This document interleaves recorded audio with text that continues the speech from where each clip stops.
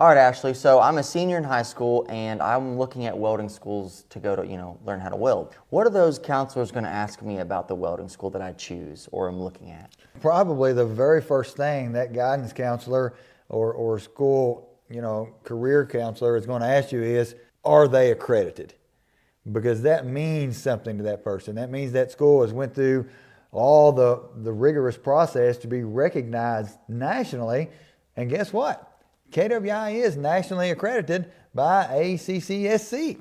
Yeah, a lot of times an accredited school is going to allow that parent to maybe use the 529 plan where they couldn't before. Okay. A lot of times that accredited school will now show up on a national registry, so the ACT score can be sent directly to the school. So those type of things are hurdles that with an accredited welding school like KWI don't impact the student getting to be enrolled and becoming a student anymore.